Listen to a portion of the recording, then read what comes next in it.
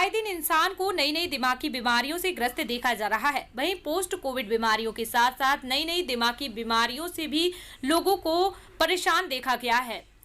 22 जुलाई को विश्व मस्तिष्क दिवस यानी कि वर्ल्ड ब्रेन डे मनाया जाता है। इस दिवस को मनाने का मुख्य उद्देश्य है लोगों में दिमागी संबंधी बीमारियों के बारे में जागरूकता फैलाना।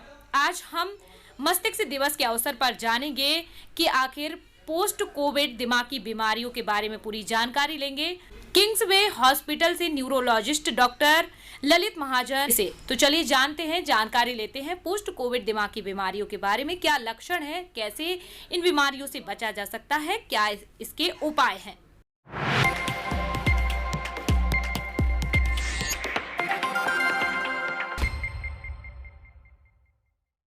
मैं doctor Lalit Mahajan, consultant neurologist, Kingsway hospital Nagpur.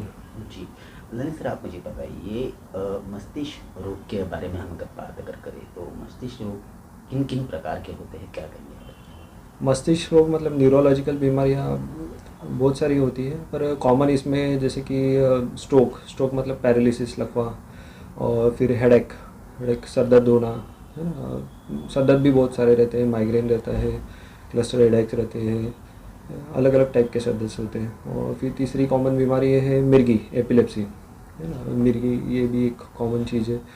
और बाकी चीज़ें अगर देखें तो जैसे कि भूलने वाली दिक्कत, डेमेंशिया एक रहता है ना।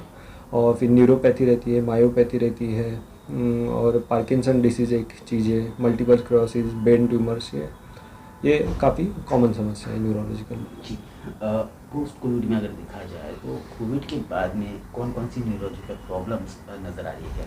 कोविड के बाद में सबसे कॉमन देखा जाए तो सर दर्द काफ़ी कॉमन हुआ है कोविड के बाद। अब इसका कारण ये भी हो सकता है, साइनोसाइटिस की वजह से भी हो सकता है, या फिर जो पहले प्री एग्जिस्टिंग हेडेक है वही बढ़ जाना, ये भी एक दिक्कत काफ़ी आ रही है।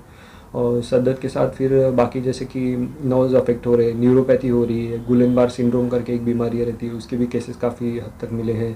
फिर पार्किंसन वाली चीज़ जो है वो भी, पार्किंसन की बीमारियाँ भी बढ़ गई है काफ़ी।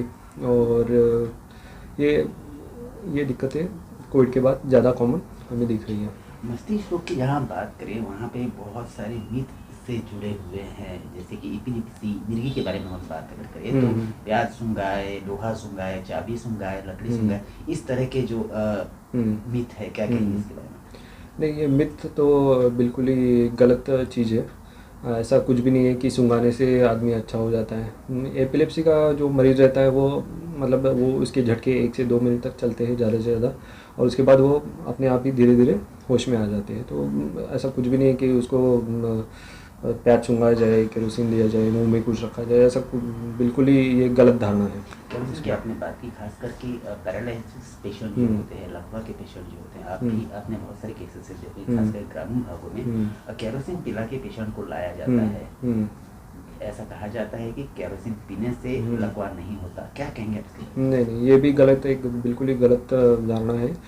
केरोसिन से उल्टा पेशेंट को हानि होने के चांसेस ज़्यादा हो जाते हैं। केरोसिन, एक तो पेशेंट लकवे का कभी बराबर होश में रहते नहीं हैं, तो उसके वजह से अगर उनको कुछ भी दिया जाए, मुँह से केरोसिन दिया जाए या पानी दिया जाए, वो निकल नहीं पाते हैं और वो छाती में चला जाता है। इसके वजह से तो और निमोनिया होने के चांसेस उल्टा ज़्यादा बढ़ जाते हैं। तो ये बिल्कुल ही गलत है कि लकवे वाले या स्ट्रोक वाले पेशेंट को केरोसिन दिया जाए, ये बहुत गलत बात है।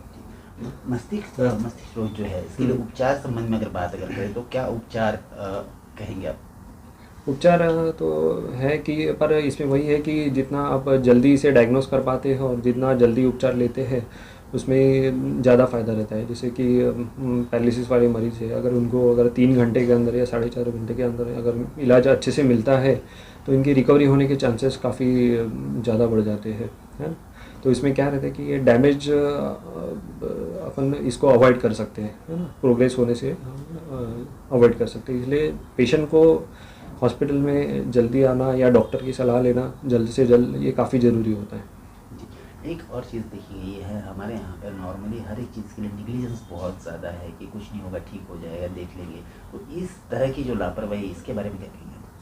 जी, वही मैंने जैसे अभी कहा कि कुछ भी सिम्टम आते हैं तो पेशेंट निगलेक्ट करते हैं। जैसे कि हाथ में झुनझुनी आ रही है, चेहरे पे झुनझुनी आ रही है, तो उनको लगता है कि ये कुछ मामूली होगा, ये निकल जाएगा, पर वैसे नहीं रहता है। ये एक पहला सिम्टम मतलब धोखे की ये निशानी हो सकती है, धोखे की एक घंटी जैसे आप बोल सकते हैं वैसे हो सकता है, क्योंकि यही पहले सिम्टम जो आते हैं यही इसी से ही चालू होते हैं और वो फिर आगे जाके या कुछ दिनों बाद फिर बड़ी बीमारी हो जाना है, बड़े सिम्टम्स आना, ये सब दिक्कतें आती है। तो जितना जल्दी आप कंसल्ट करेंगे उतना अच्छा रहता है। जी सर, आज वर्ल्ड ब्रेन डे है, क्या कहेंगे आप इस विषय पर? वर्ल्ड ब्रेन डे हर साल के 22 जुलाई को ये मनाया जाता है।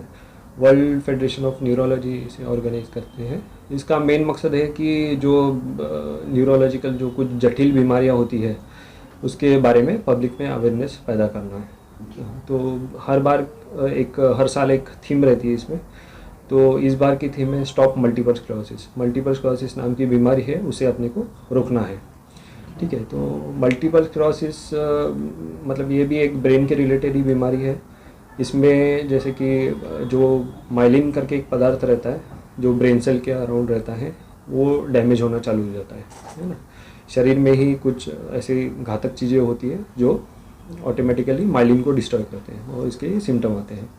तो ये भी काफ़ी एक डिसेबलिंग बीमारी है, काफ़ी मतलब यहाँ से फिज़िकल डिसेबिलिटी से लेके मेंटल इस पे इम्पैक्ट होता है, पूरे फैमिली अफेक्ट हो जाती है, सोशल इकोनॉमिक इस पे अफेक्ट होता है स्टेटस। तो मल्टीपल स्क्लेरोसिस कम से कम जग भर में 28 लाख लोग इससे पीड़ित हैं और भारत में तो शायद 1,06,000 तक लोग इससे पीड़ित हैं।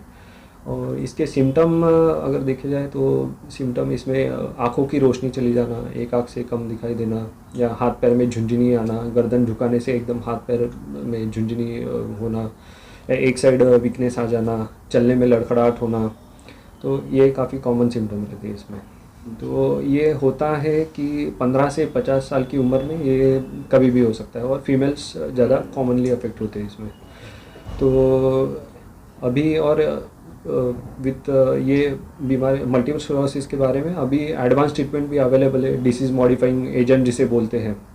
तो ये अगर लिए जाए, जल्द से जल्द इसका इलाज किया जाए तो इससे क्वालिटी ऑफ लाइफ जो रहती है मल्टीपल स्क्लेरोसिस के पेशेंट की वो काफ़ी अच्छी हो जाती है और जो घर वालों के ऊपर जो बर्डन रहता है वो भी काफ़ी कम हो जाता है।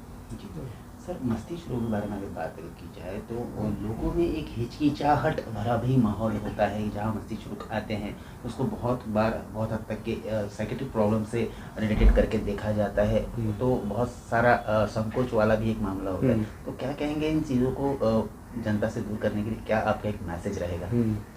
न्यूरोलॉजिकल बीमारी वही है कि जितने आप जल्दी इसका इलाज करें तो उतना ज़्यादा अच्छा रहता है। और मेन मतलब prevention is always better than cure. तो प्रिवेंशन करना ही ज़रूरी है। जैसे कि हेल्दी एक life, prevention is always better than cure. जैसे कि एक हेल्दी लाइफस्टाइल मेंटेन करिए, एक अच्छी डाइट लीजिए, डेली आप एक्सरसाइज करिए, धूम्रपान से वंचित रहिए। मैं तो ये कहूँगा कि prevention is always better than cure, है ना। ये न्यूरोलॉजिकल बीमारियाँ अगर प्रिवेंट ही की जाए तो ज़्यादा अच्छा रहता है। प्रिवेंशन जैसे कि आप हेल्दी एक लाइफस्टाइल मेंटेन करिए, है ना, खाना बराबर एक हेल्दी डाइट दीजिए और रोज़ एक्सरसाइज करिए, वेट कम रखिए, धूम्रपान मत करिए, है ना। तो नींद बराबर लीजिए, 7 घंटे की कम से कम नींद लीजिए। कुछ एक्टिविटीज़ में खुद को, जैसे कि मेंटल एक्टिविटीज़ में कुछ एंगेज रखिए। तो ये सब चीज़ें से काफ़ी मतलब ये बीमारियां हद तक अपन रोक सकते हैं। आपको हम और भी ऐसी ही जानकारियों से अवगत कराते रहेंगे। इसके लिए आप हमारे चैनल जी टाइम न्यूज को सब्सक्राइब और लाइक जरूर करें। साथ ही आपको लगता है कि यह खबर, ये जानकारी और भी लोगों तक पहुंचना चाहिए तो कृपया इस खबर को आगे शेयर जरूर करें।